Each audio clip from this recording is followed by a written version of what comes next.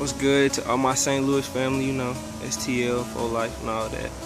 314. Today is June 15th, Sunday, which is Father's Day. And I felt that fatherhood is definitely something I wanted to talk on. I come from a complex family, a mixed family, whatever you want to call it. Both my parents were remarried. And basically, I just want to say, it's a lot of people that make comments and remarks about fathers.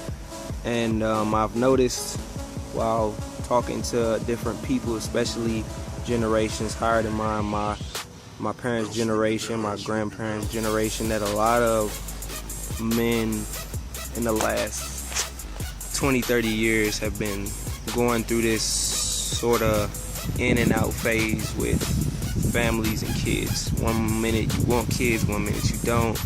They get scared, they run away. For the women out there that has happened, not saying you aren't entitled to your opinion, but my grandmother said something really interesting one time, that you can't make a man be comfortable and want to have kids. For some men, that scares them. So, not totally saying I'm forgiving my father or letting it go, but that's just how it is for some people. Now, on the other tip, I do have a stepfather. So, shout outs to all the men out there who are big enough men to take on the responsibility of another man. I don't think there is anything out there bigger than that. I mean, sorry women, y'all have a motherly instinct. You're mothers to men and women who aren't even your children. But for a man to actually say, I'm going to take my time to teach someone else's kids and be responsible for another man's responsibilities, that's a big deal.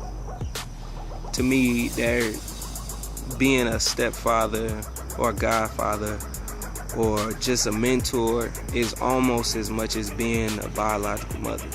There's probably nothing you can do that's closer to that than being that type of man.